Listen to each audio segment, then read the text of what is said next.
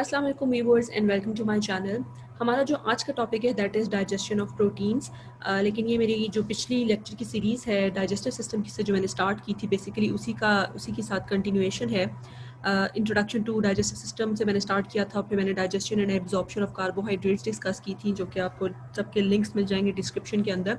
सो आज का जो हमारा टॉपिक है that is digestion of proteins. Definitely इसमें हम एब्जॉर्प्शन भी कवर करेंगे, लेकिन आपको पता है कि एब्जॉर्प्शन से पहले डाइजेशन होना बहुत ज़रूरी है। So starting from digestion of proteins के प्रोटीन की डाइजेशन किस तरह से होती है, उससे पहले जो मैंने आपसे कहा कि एब्जॉर्प्शन से पहले डाइजेशन होना ज़रूरी है, तो वो क्यों ज़रूरी है बेसिकली क्योंकि जो प्रोटीन्स हैं आपको पता है वो बहुत लार्ज मॉलिक्यूल्स होते हैं, वो इजीली पास नहीं कर सकते सेल मेम्ब्रेन पे। तो उनको पहले स्मॉलेस्ट यूनिट में कन्वर्ट होना पड़ता है जो कि अमाइनो एसिड है। उस जब तक वो अमाइनो एसिड में कन्वर्ट नहीं होते वो एब्जॉर्ब नहीं हो सकते because they are very large molecules. और वो किस तरह से डाइजेस्ट होते हैं थ्रू डाइजेस्टिव एंजाइम्स डेफिनेटली। और इन एंजाइम्स को आप क्या कहते हो, हाइड्रोलेजेस कहते हो। ये हाइड्रोलेजेस करते क्या हैं, ये एंजाइम्स करते क्या हैं बेसिकली आपको पता है प्रोटीन्स जो हैं वो किससे मिलकर बनती हैं, पेप्टाइड बॉन्ड से मिलकर बनती हैं। तो ये हाइड्रोलेजेस एक्ट करते हैं on the peptide bonds of that proteins, उनको ब्रेक कर देते हैं ताकि वो स्मॉलर यूनिट में कन्वर्ट हो जाए, अपने जो सिंगल यूनिट है उसमें कन्वर्ट हो जाए। और ये डाइजेस्टिव एंजाइम्स जो है बहुत ज़्यादा इंपॉर्टेंट है। किस लिए इंपॉर्टेंट है, क्योंकि ये अपनी इनएक्टिव फॉर्म में रिलीज होते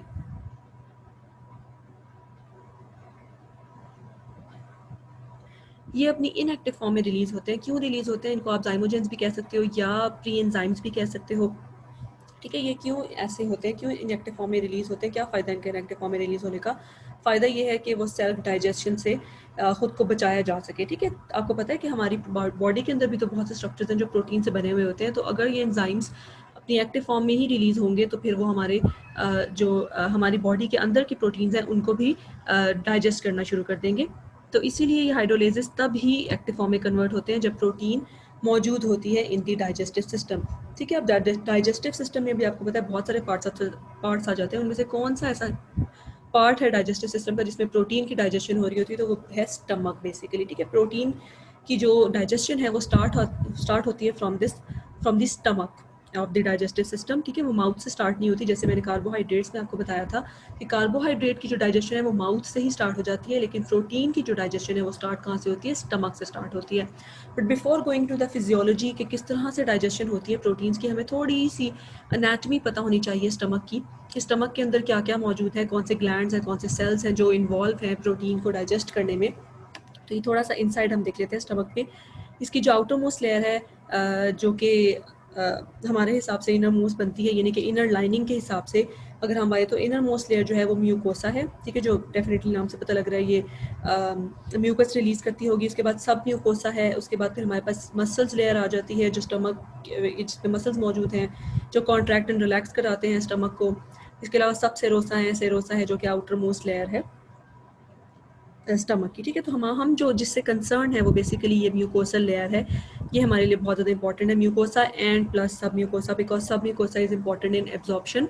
डाइजेशन की अगर मैं बात करूँ तो म्यूकोसा जो है वो बहुत इंपॉर्टेंट लेयर है। किस तरह से इंपॉर्टेंट है, क्योंकि इस म्यूकोसल लेयर में कुछ सेल्स मौजूद हैं। ठीक है, ये आपको यहाँ पे अल्फ़ाबेट से शो किया गया है कि ये जो टाइप ऑफ सेल्स हैं इनकी स्पेशल प्रॉपर्टीज़ हैं। ये इस तरह से गैस्ट्रिक पिट बनाती हैं स्टमक के अंदर। ठीक है, ये सेल्स जो हैं वो गैस्ट्रिक पिट बनाते हैं और इन गैस्ट्रिक पिट्स के अंदर बहुत सारे सेल्स मौजूद हैं। इसमें से एक सेल है जो कि म्यूकस सिक्रीट करता है। ठीक है, इन सेल्स के नाम क्या है ये मैं आपको आगे चल के बताती हूँ। इनमें से डिफरेंट हर सेल की डिफरेंट फंक्शनैलिटी है। उसमें से एक ए टाइप ऑफ सेल जो है वो क्या करता है, म्यूकस सिक्रीट करता है ताकि कवर किया जा सके, जो आपकी स्टमक की वॉल है उसको प्रिवेंट किया जा सके।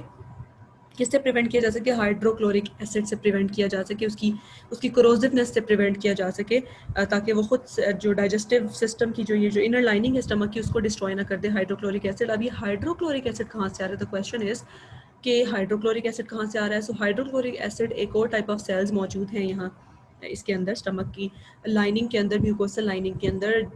These are B type cells जो कि सिक्रीट करते हैं हाइड्रोक्लोरिक एसिड, और ये इंपॉर्टेंट है hydrochloric acid in the digestion of proteins. उसके बाद हमारे पास एक और तरह के सेल्स होते हैं जिनको आप सी टाइप सेल फिलहाल कह सकते हैं, और वो क्या रिलीज़ करते हैं, एंजाइमोजन। ठीक है, एग्जाइमोजन रिलीज़ करते हैं, उसको पेप्सिनोजन कहते हैं, और some amount of gastric lipase भी ये प्रोड्यूस करते हैं। फिलहाल हम क्योंकि प्रोटीन की बात करें इसलिए हम पेप्सिनोजन पे फोकस करेंगे।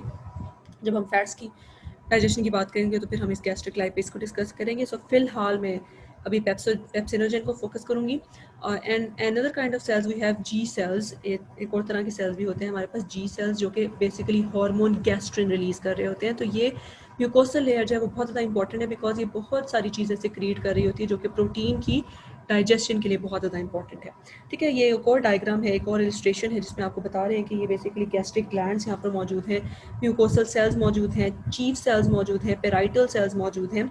अब वो जो मैंने ए, बी और सी टाइप ऑफ सेल्स बताए थे आपको, ये उनके नाम हैं। उसमें म्यूकस सेल्स हैं, चीफ सेल्स हैं, पेराइटल सेल्स हैं। तो जो म्यूकस सेल्स हैं वो ए टाइप ऑफ सेल्स हैं हमारे पास। ठीक है, इस तरह से कंटिन्यूएशन आ जाती है चीफ सेल्स, पेराइटल सेल्स। तो चीफ सेल्स जो होते हैं वो बेसिकली क्या रिलीज़ कर रहे होते हैं हमारे पास? रिलीज़ कर रहे होते हैं जी पेप्सिनोजन, जो कि मैंने कहा एग्जाइमोजन है, इनएक्टिव फॉर्म है एंजाइम की, जो किसको डाइजेस्ट करता है? प्रोटीन्स को डाइजेस्ट करता है। ठीक है, और उसकी एक्टिव फॉर्म क्या है? Basically pepsin. लेकिन ये किस तरह से एक्टिवेट होती है, उसके लिए हमारे पास अनदर काइंड ऑफ सेल्स जिनको कि आप पेराइटल सेल्स कहते हैं, वो बहुत ज़्यादा इंपॉर्टेंट रोल प्ले करते हैं, जो कि क्या रिलीज़ कर रहे हैं, जो मैंने आपको पिछले डायग्राम में भी बताया था कि वो हाइड्रोक्लोरिक एसिड रिलीज़ कर रहे होते हैं। ठीक है, अब ये हाइड्रोक्लोरिक एसिड क्यों ज़रूरी है प्रोटीन के डाइजेशन में? बेसिकली वो प्रोटीन के ऊपर एक्ट नहीं कर रहा होता, HCl जो है प्रोटीन के ऊपर एक्ट डायरेक्टली नहीं कर रहा होता। वो किस लिए इंपॉर्टेंट है? वो बेसिकली इस पेप्सिनोजेन को अपनी एक्टिव फॉर्म में कन्वर्ट करने के लिए बहुत ज़्यादा इंपॉर्टेंट है, क्योंकि जो एक्टिव फॉर्म है पेप्सिनोजेन तभी पेप्सिन में कन्वर्ट होगा जब उसको प्रोटॉन्स की ज़रूरत होती है। ठीक है, पेप्सिनोजेन को पेप्सिन में कन्वर्ट होने के लिए प्रोटॉन्स की ज़रूरत होती है, और वो प्रोटॉन्स उसको कहाँ से मिलते हैं? इस HCl से मिलते हैं, जो कहाँ से आ रहा है? पेराइटल सेल से आ रहा है। और ये पेराइटल सेल कहाँ मौजूद है? स्टमक की लाइनिंग के अंदर मौजूद है। ठीक है, गैस्ट्रिक पिट के अंदर मौजूद है। इसके अलावा पेप्सिनोजन कहाँ से आ रहा था? चीफ सेल से आ रहा था। म्यूकस कहाँ से आ रहा था? म्यूकस सेल से आ रहा था डेफिनेटली।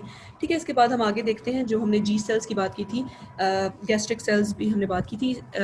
उससे पहले, आगे चलने से पहले, हाइड्रोक्लोरिक एसिड ना सिर्फ पेप्सिनोजन को पेप्सिन में कन्वर्ट करता है, उसकी एक्टिव फॉर्म में कन्वर्ट करता है ताकि वो प्रोटीन की पेप्टाइड बॉन्ड्स को ब्रेक कर सके, बस इसके अलावा HCl का एक और फंक्शन भी है, एक प्रोटेक्टिव फंक्शन भी है। वो क्या है कि वो माइक्रोब्स को, जो कि अगर बाय चांस फूड के साथ एंटर हो जाते हैं आपके स्टमक के अंदर, तो ये उन माइक्रोब्स को किल करता है। जो स्टमक एसिड है, जो HCl है बेसिकली, क्योंकि माइक्रोब्स आपको पता है HCl जो है वो उसकी जो pH होती है वो बहुत कम होती है।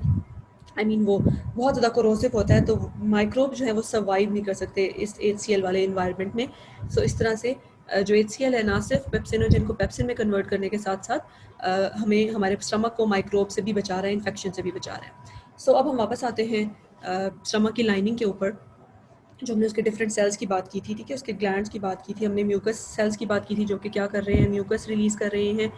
अब ये तो हमारे पास दो तरह के म्यूकस सेल्स हैं, सरफेस म्यूकस सेल्स होते हैं और म्यूकस नेक सेल्स होते हैं। इन्हें क्या डिफरेंस होता है? सरफेस म्यूकस सेल्स जो है वो क्या होते हैं? बेसिकली म्यूसिन म्यूसिन जो है वो म्यूकस बनाता है। ठीक है, एक एलिमेंट है जो म्यूकस बनाता है, और वो कहाँ कब रिलीज़ होता है? एल्कलाइन फ्लूइड में रिलीज़ होता है। ठीक है, और म्यूकस नेक सेल्स जो है वो कब रिलीज़ होते हैं? सब कब म्यूसिन रिलीज़ करते हैं? जब एसिडिक फ्लूइड होता है हमारे स्टमक के अंदर। उसके बाद पेराइटल सेल्स, जो मैंने आपको ऑलरेडी बता दिया कि पेराइटल सेल्स क्या करते हैं? HCl रिलीज़ करते हैं और एक इंट्रिंसिक फैक्टर रिलीज़ करते हैं। ठीक है, ये इंट्रिंसिक फैक्टर का क्या रोल है, ये मैं आपको भी लेटर ऑन इस वीडियो लेक्चर में बताऊंगी। लेकिन जो मेजर रोल है पेराइटल सेल्स का वो क्या है? हमारे पास हाइड्रोक्लोरिक एसिड ही है। इंट्रिंसिक फैक्टर का ताल्लुक प्रोटीन की डाइजेशन से नहीं है, ये मैं आपको आगे एक्सप्लेन करती हूँ किससे ताल्लुक है इंट्रिंसिक फैक्टर का। सो उसके बाद चीफ सेल्स की हम बात करते हैं। चीफ सेल्स हमें पता है पेप्सिनोजन रिलीज़ करते हैं, जो कि जाइमोजन है, और इसके अलावा मैंने आपको लास्ट उसमें भी बताया था कि लाइपेज, गैस्ट्रिक लाइपेज भी रिलीज़ करते हैं कुछ अमाउंट में। लेकिन हमें हमारा फिलहाल लाइपेज से कंसर्न नहीं है, हमारा कंसर्न है पेप्सिनोजन से, जो कि प्रोटीन की डाइजेशन में इन्वॉल्व है। इसके अलावा हमने जी सेल्स की बात की थी। इन जी सेल्स को आप इंटेरो एंडोक्राइन सेल्स भी कह सकते हैं। अब इसके नाम से आपको पता लग रहा होगा कि ये एंडोक्राइन सेल्स हैं। बेसिकली ये हार्मोन रिलीज़ करते हैं, और ये हार्मोन क्या कहलाता है? उसका क्या नाम है? गैस्ट्रिन कहलाता है। ठीक है, और ये यहाँ पर मौजूद है, आप देख सकते हैं इसकी लोकेशन कहाँ है। इंटेरो एंडोक्राइन सेल्स या फिर जी सेल्स, जो क्या सिक्रीट कर रहे हैं? गैस्ट्रिन रिलीज कर रहे हैं। तो स्टमक लाइनिंग हमारे लिए बहुत इंपॉर्टेंट है प्रोटीन की डाइजेशन के हवाले से, कि वो इतने सारे जो एलिमेंट्स हैं जो इन्वॉल्व हैं प्रोटीन की डाइजेशन में, वो बेसिकली कहाँ से आ रहे हैं? स्टमक की लाइनिंग से ही आ रहे हैं। ओके, अब मैंने आपसे इंट्रिंसिक फैक्टर की बात की थी। वो इंट्रिंसिक फैक्टर जो रिलीज़ करते हैं पैराइटल सेल्स, वो बेसिकली प्रोटीन की डाइजेशन में इन्वॉल्व नहीं होता। वो इंट्रिंसिक फैक्टर इन्वॉल्व होता है विटामिन की एब्जॉर्प्शन के लिए, ठीक है। अब विटामिन की एब्जॉर्प्शन जो होती है वो जाकर स्मॉल इंटेस्टाइन के अंदर होती है। स्मॉल इंटेस्टाइन का भी एक पार्ट होता है, उसका जो लास्ट पार्ट होता है उसको आप इलियम कहते हैं। तो ये जो B12 है, बेसिकली आपको पता है कि स्टमक की, मैंने भी थोड़ी देर पहले आपको बताया कि स्टमक की जो इन्वायरमेंट होती है वो एसिडिक होती है, हाईली एसिडिक होती है। तो हाईली एसिडिक इन्वायरमेंट से बचाने के लिए इस विटामिन को, कि यहाँ पर डिस्ट्रॉय ना हो जाए विटामिन B12, और स्पेसिफिकली विटामिन B12 यहाँ पर डिस्ट्रॉय ना हो जाए, इंट्रिंसिक फैक्टर क्या करता है, उसके साथ कॉम्प्लेक्स बना के उसको स्टमक के इन्वायरमेंट से प्रोटेक्ट करता हुआ स्मॉल इंटेस्टाइन के टर्मिनल इलियम तक ले जाता है, जहाँ पे जाकर B12 जो है वो, विटामिन B12 जो है वो एब्जॉर्ब हो जाती है, ठीक है। सो इंट्रिंसिक फैक्टर का काम सिर्फ इतना है कि वो स्टमक की जो हाईली एसिडिक इन्वायरमेंट है उससे विटामिन B12 को प्रोटेक्ट करें और उसको उसकी लोकेशन तक पहुंचाए, ताकि वो वहाँ पर जाकर विटामिन B12 जो है वो एब्जॉर्ब हो जाए, ठीक है। तो इतना इंट्रिंसिक फैक्टर का ये इसका डायरेक्टली रोल नहीं है उसके अंदर, प्रोटीन की एब्जॉर्प्शन के अंदर। सो अब हम बात करते हैं जी स्मॉल इंटेस्टाइन में। यहाँ पर आपको पता है कि जो प्रोटीन की डाइजेशन है, जैसे मैंने कार्बोहाइड्रेट से बात की थी कि कार्बोहाइड्रेट की भी कंप्लीट जो है वो डाइजेशन नहीं होती माउथ के अंदर, वो जाकर कंप्लीट होती है इनटू स्मॉल इंटेस्टाइन। जितने भी आपके पास फूड फॉर्म्स हैं, जैसे कार्बोहाइड्रेट्स हैं, लिपिड्स हैं, प्रोटीन्स हैं, इन सब की जो डाइजेशन है और एब्जॉर्प्शन है वो सब जाकर कंप्लीट होती है स्मॉल इंटेस्टाइन में। स्मॉल इंटेस्टाइन बहुत ही ज़्यादा इंपॉर्टेंट पार्ट है डाइजेस्टिव सिस्टम का, ठीक है। तो अब ये जो प्रोटीन है उसकी भी जो डाइजेशन और एब्जॉर्प्शन है वो कंप्लीट होती है into small intestine. So small intestine is very important, ठीक है। अब प्रोटीन की डाइजेशन, कुछ डाइजेशन तो हमने देख ली कहाँ पर हुई थी, स्टमक के अंदर हुई थी, ठीक है। कुछ पेप्टाइड बॉन्ड्स जो है वो वहाँ पर ब्रेक हो गए, किसकी हेल्प से ब्रेक हुए थे, पेप्सिनोजेन की हेल्प से ब्रेक हुए थे। अब स्मॉल इंटेस्टाइन में अगर हम बात करें तो स्मॉल इंटेस्टाइन के अंदर अनदर ग्रुप ऑफ एंजाइम्स मौजूद हैं जो इन प्रोटीन्स, जो पार्शली डाइजेस्टेड प्रोटीन्स हैं, इनको पार्शली डाइजेस्टेड क्यों कह रही हूँ, क्योंकि स्टमक से भी वो डाइजेस्ट हो चुकी हैं, कुछ हद तक डाइजेस्ट हो चुकी हैं, इसलिए अब वो पार्शली डाइजेस्टेड हैं। तो पार्शली डाइजेस्टेड प्रोटीन्स जब स्मॉल इंटेस्टाइन में पहुँचती हैं तो वहाँ पर आपको पता है स्मॉल इंटेस्टाइन के अंदर पेनक्रियाज जो होते हैं वो अपनी जो जूसेस हैं वो रिलीज़ करते हैं, और उन पेनक्रियाटिक जूसेस में से कुछ एंजाइम्स भी मौजूद होते हैं उसके अंदर जो स्पेसिफिक हैं प्रोटीन की डाइजेशन के लिए। उसमें हमारे पास ये सारे जाइमोजेंस हैं, इनएक्टिव फॉर्म में है, और इनएक्टिव फॉर्म में क्यों रिलीज होते हैं ये मैं ऑलरेडी आपको बता चुकी हूँ। सो ये कौन कौन से एंजाइम्स हैं हमारे पास, ट्रिप्सिनोजन है, कीमोट्रिप्सिनोजन है, इसमें प्रो कार्बोक्सीपेप्टाइडेजेस हैं, प्रो इलास्टेज हैं, कोलेजनेज हैं, ये सब जाइमोजेंस हैं जो कहाँ से रिलीज हो रहे हैं, पेनक्रियास से रिलीज हो रहे हैं इन दी पेनक्रियाटिक जूस में। पेनक्रियाटिक जूस के अंदर आपको मिलते हैं, जाइमोजेंस कहते हैं इनको, क्योंकि ये सब इनकी इनएक्टिव फॉर्म है।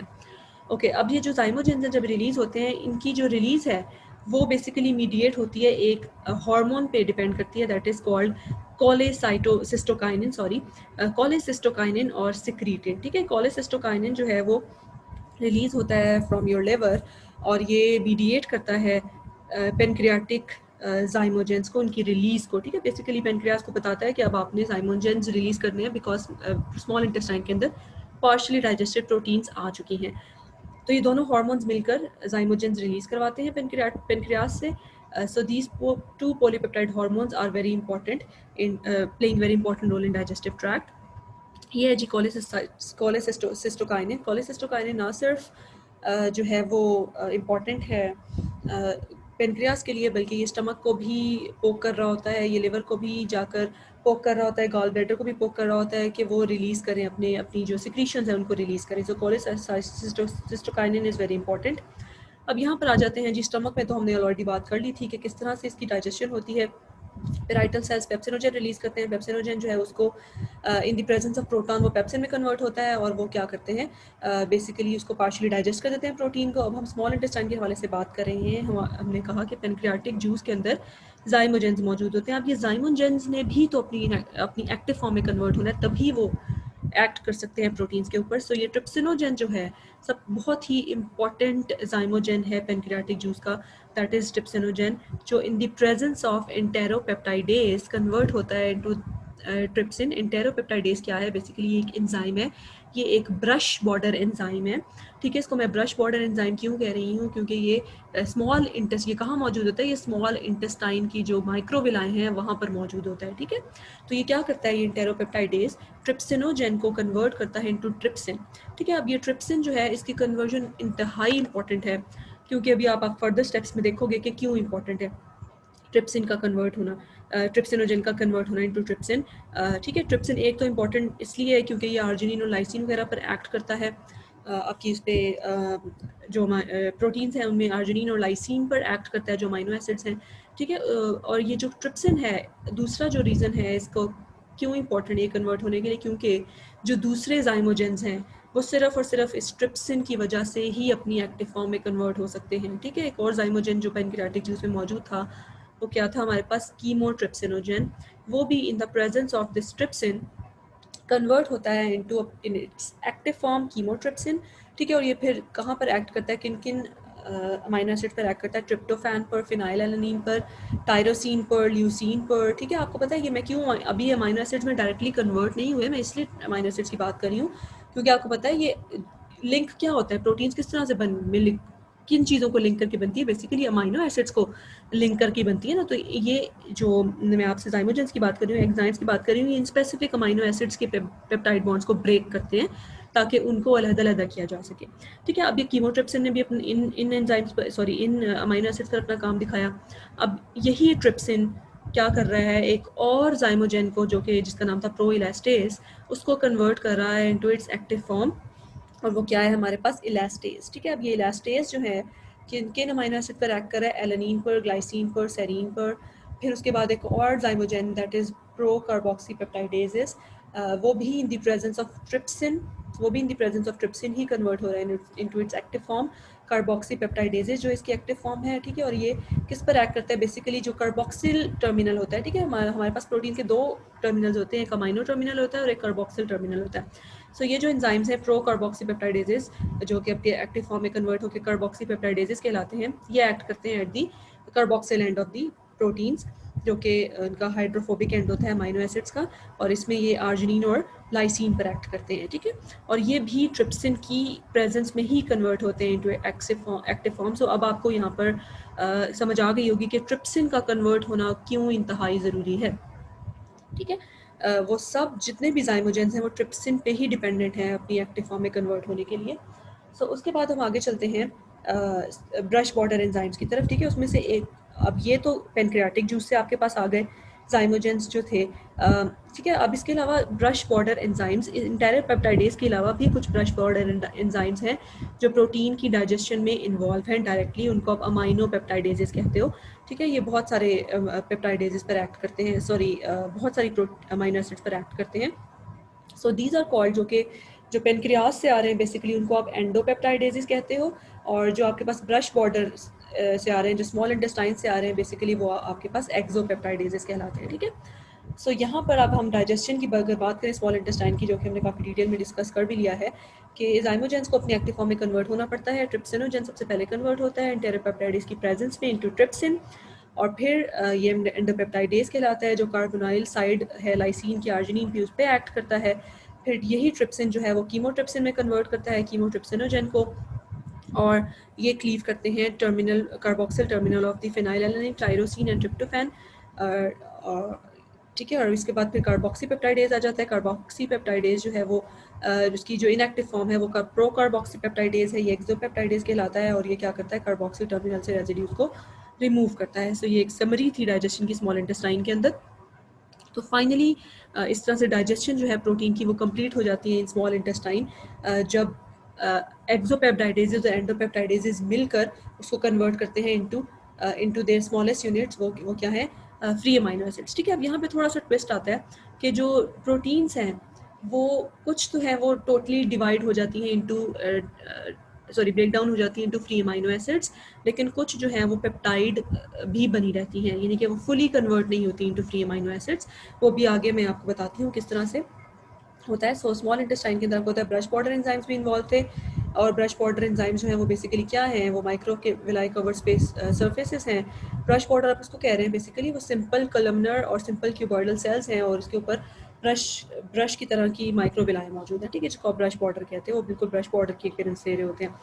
यहाँ पे अमाइनो पेप्टाइडेजेस है हमारे पास, जो कि क्या करते हैं, क्लीव करते हैं at end terminal of the amino acid, और वो उसको अमाइनो एसिड में कन्वर्ट कर देते हैं। कुछ हमारे पास डाईपेप्टाइडेजेस भी आ जाते हैं। डाईपेप्टाइडेज क्या करते हैं, क्लीव करते हैं डाईपेप्टाइड्स को इनटू फ्री अमाइनो एसिड्स। और कुछ जो है वो फ्री अमाइनो एसिड्स वो इसी तरह से ब्लड स्ट्रीम के अंदर मौजूद होते हैं। मतलब ये कहने का मतलब ये है कि फुली जो है वो प्रोटीन जो है वो डाइजेस्ट नहीं होती इनटू फ्री अमाइनो एसिड्स। कुछ डाइपेप्टाइड रह जाते हैं, कुछ ट्राइपेप्टाइड रह जाते हैं। सो सब प्रोटीन्स जो है वो फ्री अमाइनो एसिड्स में डिवाइड नहीं होती या डाइजेस्ट नहीं होती, ठीक है। So proteins are broken down to, यहाँ पर आप देख सकते हैं, ट्राइपेप्टाइड्स में कन्वर्ट होती है, डाइपेप्टाइड्स में, या फिर फ्री अमाइनो एसिड्स में। 3 फॉर्म्स हैं जिसमें प्रोटीन्स ब्रेक डाउन होती हैं, ठीक है। जैसे हमने जब कार्बोहाइड्रेट्स की बात की थी तो वो फुली कन्वर्ट हो गए थे इनटू मोनोसेकेराइड्स, ठीक है। लेकिन यहाँ पर प्रोटीन्स की अगर हम बात करें तो वो अभी पेप्टाइड्स की फॉर्म में रहती हैं, ट्राइपेप्टाइड्स या डाइपेप्टाइड्स या फिर फ्री अमाइनो एसिड्स की फॉर्म में। सो अब हम बात करते हैं यहाँ पर डाइजेशन एंड हो गई प्रोटीन्स की, ठीक है। अब आपके पास क्या आ गया, प्रोटीन जब डाइजेस्ट हो गई तो वो ब्रेक डाउन हो गई इनटू डाइपेप्टाइड्स, ट्राइपेप्टाइड्स और फ्री अमाइनो एसिड्स। अब आपने इन डाइपेप्टाइड्स, ट्राइपेप्टाइड्स और फ्री अमाइनो एसिड्स को एब्जॉर्ब करना है, ठीक है, ताकि वो आपकी ब्लड स्ट्रीम का हिस्सा बन सके। तो अब हम ये देखते हैं कि वो किस तरह से एब्जॉर्ब होते हैं, ये तीनों काइंड ऑफ प्रोटीन्स जो डाइजेस्ट हुई थी किस तरह से एब्जॉर्ब। सबसे पहले हम बात करते हैं पेप्टाइड एब्जॉर्प्शन की। अब पेप्टाइड एब्जॉर्प्शन में आपको पता है ट्राईपेप्टाइड भी आ जाता है और डाईपेप्टाइड एब्जॉर्प्शन भी आ जाती है। सो हम पहले बात करें पेप्टाइड एब्जॉर्प्शन की। पेप्टाइड एब्जॉर्प्शन जो है वो इंतहाई ज़रूरी है और ये सबसे ज़्यादा एब्जॉर्प्शन जिस फॉर्म में होती है प्रोटीन की वो बेसिकली पेप्टाइड ही की फॉर्म है, क्योंकि इसमें आसान होता है पेप्टाइड को एब्जॉर्ब होना। पेप्टाइड की फॉर्म में प्रोटीन की जो एब्जॉर्प्शन है पेप्टाइड की फॉर्म में बहुत ज़्यादा ईजी है, more rapid than absorption of free amino acids, ठीक है। फ्री अमाइनो एसिड्स की क्यों मुश्किल है वो मैं आपको आगे चल के बताती हूँ कि क्यों मुश्किल है। फिलहाल आपने ये याद रखना है कि पेप्टाइड की एब्जॉर्प्शन जो है, मेजॉरिटी ऑफ द जो एब्जॉर्प्शन है प्रोटीन की वो in the form of peptide होती है। More rapid than absorption of free amino acid, ज़्यादा जल्दी हो जाती है, एक्टिव ट्रांसपोर्ट के जरिए होती है। इसके लिए एनर्जी, इसका मतलब है कि इसके लिए एनर्जी रिक्वायर्ड होती है, ठीक है। Metabolised into free amino acids in enterocytes. फिर जब ये डाइपेप्टाइड्स और ट्राइपेप्टाइड्स एब्जॉर्ब हो जाते हैं एक दफ़ा इनटू स्मॉल इंटेस्टाइन, यानी कि जो इसके एपिथेलियल सेल्स हैं, जो इंटेरोसाइट्स हैं, जो स्मॉल इंटेस्टाइन के सेल्स हैं, जब ये इसमें एब्जॉर्ब हो जाती है इनटू द सेल, सायरा पहले सेल में एंटर होते हैं, उसके बाद फिर ये ब्लड स्ट्रीम का हिस्सा बनते हैं। सो जब यहाँ से ये ल्यूमेन ऑफ द इंटेस्टाइन से एब्जॉर्ब होते हैं तो किसके अंदर जाते हैं, पहले स्मॉल इंटेस्टाइन का जो सेल है जिसको आप इंटेरोसाइट कहते हैं, या एपिथेलियल सेल है, उसका स्पेशलाइज्ड नाम है इंटेरोसाइट, उसमें पहले जाते हैं ये डाइपेप्टाइड्स या ट्राइपेप्टाइड्स, और फिर इन सेल्स के अंदर जाकर फ्री अमाइनो एसिड्स में कन्वर्ट होते हैं और फिर जाकर ब्लड स्ट्रीम का हिस्सा बनते हैं, ठीक है। तो ये जो यहाँ पर ये एब्जॉर्प्शन है वो बेसिकली एक्टिव ट्रांसपोर्ट के थ्रू होती है, इसमें आपको एनर्जी रिक्वायर होती है, ठीक है। ये खुद से नहीं होती, ये पैसिव ट्रांसपोर्ट नहीं है, इसमें एनर्जी रिक्वायर है। और ये अंदर जाकर जब ये सेल के अंदर पहुंच जाते हैं तो फिर ये अपने आप को फ्री अमाइनो एसिड्स में कन्वर्ट कर लेते हैं। Only free amino acids absorb into blood, ठीक है। यहाँ पर ये बात नोटिस करने वाली है कि पेप्टाइड की अगर मैं बात करूँ तो वो सिर्फ स्मॉल इंटेस्टाइन के जो सेल्स हैं इंटेरोसाइट्स उसमें से तो एब्जॉर्ब हो जाती हैं, लेकिन ब्लड के अंदर, ब्लड जिस फॉर्म में प्रोटीन्स को एक्सेप्ट करता है वो फ्री अमाइनो एसिड्स हैं, ठीक है। तो इनको पहले फ्री अमाइनो एसिड्स में कन्वर्ट होना पड़ता है, वो कहाँ हो जाती है, इंटेरोसाइट्स के अंदर हो जाते हैं। सो अब हम बात करते हैं फ्री अमाइनो एसिड्स की एब्जॉर्प्शन की। हमने पेप्टाइड की बात कर ली कि वो एक्टिव ट्रांसपोर्ट के थ्रू एब्जॉर्ब होती हैं इनटू दिस। यहाँ पर एक बात आप गौर करें अगर, तो ये जो पेप्टाइड्स हैं वो बेसिकली पेप्टाइड कैरियर्स मौजूद हैं स्मॉल इंटेस्टाइन के जो सेल हैं इंटेरोसाइट्स, उसके अंदर पेप्टाइड कैरियर्स मौजूद हैं और ये इन एक्सचेंज विद प्रोटॉन्स ये मूव इन होते हैं पेप्टाइड्स, ठीक है। यहाँ पर आपके पास यहाँ पर ये हाइड्रोजन और सोडियम चैनल्स भी मौजूद हैं, ठीक है। ये भी एक्टिव ट्रांसपोर्ट के थ्रू ही रन हो रहे होते हैं चैनल्स। बेसिकली ये कंसंट्रेशन ग्रेडियंट को डिस्टर्ब करते हैं, अगेंस्ट द कंसंट्रेशन ग्रेडियंट चीज़ों को मूव कर रहे होते हैं। क्यों मूव कर रहे होते हैं, ताकि बेसिस बना सकें, पेप्टाइड को मूव करवा सके फ्रॉम ल्यूमेन इनटू द इंटेरोसाइट। आपको पता है चीज़ें हमेशा हायर कॉन्सेंट्रेशन से लोअर कॉन्सेंट्रेशन की तरफ मूव करती हैं, ठीक है। तो वो जानबूझकर कंसंट्रेशन ग्रेडियंट को डिस्टर्ब किया जाता है ताकि पेप्टाइड की जो इनवर्ड मूवमेंट है फ्रॉम ल्यूमेन टू द इंटेरोसाइट इसको इंश्योर किया जा सके, सही है। सो अब हम बात करते हैं फ्री अमाइनो एसिड की एब्जॉर्प्शन की। फ्री अमाइनो एसिड की जो एब्जॉर्प्शन है वो मैंने जैसे पहले बताया कि पेप्टाइड की जो एब्जॉर्प्शन है वो ज़्यादा मेजॉरिटी में होती है और ज़्यादा आसान है। क्यों आसान है, क्योंकि पेप्टाइड्स जो होते हैं वो न्यूट्रल होते हैं, लेकिन अगर आप फ्री अमाइनो एसिड्स की बात करो तो अमाइनो एसिड्स जो है वो न्यूट्रल भी हो सकते हैं, बेसिक अमाइनो एसिड्स भी हो सकते हैं, एसिडिक अमाइनो एसिड्स भी हो सकते हैं, ठीक है। तो आपको पता है कि हमारी सेल मेम्ब्रेन है ना, तो इसमें से आयनिक चीज़ें गुजरना बड़ा ही मुश्किल काम है। न्यूट्रल चीज़ें या फिर जो हाइड्रोफोबिक चीज़ें हैं वो यहाँ से ईजिली नहीं गुजर सकती, सॉरी हाइड्रोफोबिक चीज़ें इजीली गुजर सकती हैं, हाइड्रोफिलिक चीज़ें इजीली गुजर नहीं सकती, आयन चार्ज चीज़ें इजीली यहाँ से पास ऑन नहीं हो सकती। सो अमाइनो एसिड जो है वो थोड़े से डिफ़िकल्ट होते हैं, क्योंकि वो या तो नेगेटिव चार्ज हो सकते हैं, या वो पॉजिटिवली चार्ज हो सकते हैं, या फिर वो न्यूट्रल हो सकते हैं। तो न्यूट्रल अगर अमाइनो एसिड है तब तो कोई मसला नहीं है, वो ईजिली एब्जॉर्ब हो जाएंगे फ्रॉम ल्यूमेन टू एंटेरोसाइट। लेकिन अगर वो बेसिक अमाइनो एसिड हैं या एसिडिक अमाइनो एसिड है तो उनके लिए स्पेशलाइज्ड काइंड ऑफ प्रोटीन्स हमें रिक्वायर हैं। ठीक है, इसमें अगेन हमें एक एक्टिव ट्रांसपोर्ट की ज़रूरत होती है। इसमें specialised kind of protein channels हमें चाहिए होते हैं, जो कि ये चार्ज्ड अमाइनो एसिड्स को मूव करवाते हैं इनटू दी इंटेरोसाइट, ताकि फिर ये जाकर आगे से ब्लड स्ट्रीम का हिस्सा बन सके। सो ये भी पेप्टाइड एब्जॉर्प्शन की तरह इसमें भी एक्टिव ट्रांसपोर्ट की ज़रूरत होती है। ठीक है, सो अब हम यहाँ पर थोड़ी सी समराइजेशन देख लेते हैं कि प्रोटीन्स जो हैं हमारे पास डाइपेप्टाइड्स की फॉर्म में भी हो सकती हैं, और डाइपेप्टाइड्स की फॉर्म में हो सकती है, और ट्राइपेप्टाइड्स की फॉर्म में हो सकते हैं। आप उसको कमाइनली ओलिगोपेप्टाइड्स कह सकते हो, या अमाइनो एसिड्स के फॉर्म में भी। प्रोटीन जब फाइनली डाइजेस्ट होती है पेनक्रियाटिक पेप्टाइडेसिस के थ्रू, इसके अलावा स्मॉल इंटेस्टाइन की जो ब्रश बॉर्डर पेप्टाइडेसिस के थ्रू, पेप्सिन के थ्रू, वो ओलिगोपेप्टाइड्स या फिर अमाइनो एसिड्स में कन्वर्ट होते हैं। ठीक है, अब आगे एब्जॉर्प्शन की बात आती है। एब्जॉर्प्शन, इन ओलिगोपेप्टाइड्स को आपने एब्जॉर्ब करना है इनटू दी दीज इंटेरोसाइट्स। ये आपको ब्रश बॉर्डर दिखाए गए हैं, ठीक है, इंटेरोसाइट दिखाया है, बेसिकली यहाँ से एब्जॉर्ब है। यहाँ पे आपको ये प्रोटीन चैनल्स जो डिफरेंट कलर्स में नजर आ रहे हैं, ये बेसिकली चैनल्स हैं जो फैसिलिटेट करते हैं इन ओलिगोपेप्टाइड्स और अमाइनो एसिड्स को मूव करने के लिए इनटू दीज सेल्स। ठीक है, तो यहाँ पे पहले अगर हम बात करें तो ये देखिए सोडियम चैनल है जो कि इन ओलिगोपेप्टाइड्स को मूव करवा रहा है इनटू दिस इंटेरोसाइट, सॉरी ये अमाइनो एसिड है, अमाइनो एसिड को मूव करवा रहा है, और ताकि ये ब्लड स्ट्रीम का, ये जो आपको रेड में नजर आ रही है, ये बेसिकली ब्लड स्ट्रीम है। एक दफ़ा फ्री अमाइनो एसिड जहाँ पर एंटर हो गया विद दिस सोडियम आइन, तो यहाँ पे मज़ीद जिसकी जो बेसोलेटरल मेम्ब्रेन होती है इंटेरोसाइट की, यहाँ पर मज़ीद चैनल्स मौजूद होते हैं जो इस फ्री अमाइनो एसिड को ब्लड स्ट्रीम का हिस्सा बना देते हैं। ठीक है, इसके अलावा हम अगर ओलिगोपेप्टाइड्स की बात करें तो हाइड्रोजन एक्सचेंज के थ्रू हाइड्रोजन आइंस प्रोटॉन्स के साथ साथ ये स्मॉल ओलिगोपेप्टाइड्स भी इस चैनल के थ्रू मूव कर जाते हैं इनटू द इंटेरोसाइट। और फिर जैसे मैंने आपको बताया कि ब्लड जो है सिर्फ और सिर्फ फ्री अमाइनो एसिड की फॉर्म में ही एक्सेप्ट करता है अमाइनो एसिड को, प्रोटीन्स को। सो पेप्टाइडेजेस को इंटेरोसाइट के अंदर ही पहले अमाइनो एसिड में कन्वर्ट होता है, फ्री अमाइनो एसिड में कन्वर्ट होना होता है, फिर ये जाकर ब्लड स्ट्रीम का हिस्सा बन सकते हैं। ठीक है, और वो किसके थ्रू होते हैं, बेसिकली इसके हमारे जो इंटेरोसाइट्स हैं उसके अंदर भी कुछ पेप्टाइडेजेस मौजूद होते हैं। ठीक है, जो उसको कन्वर्ट करते हैं इनटू फ्री अमाइनो एसिड्स, और फिर वो जाकर ब्लड स्ट्रीम का हिस्सा बन जाते हैं। इसके अलावा सोडियम चैनल, जैसे मैंने आपको दिखाया, सोडियम चैनल्स भी हैं, हाइड्रोजन आयन चैनल्स भी मौजूद हैं। ये फैसिलिटेट करते हैं बेसिकली ओलिगोपेप्टाइड्स और अमाइनो एसिड्स को, ताकि वो इंटेरोसाइट्स में जाकर बाद में फिर ब्लड स्ट्रीम का हिस्सा बन जाए। सो इस तरह से जो प्रोटीन्स की एब्जॉर्प्शन होती है। तो अगर आपको मेरा लेक्चर पसंद आया हो तो kindly subscribe my channel and do not forget to press the bell icon and never miss an update. Thank you so much.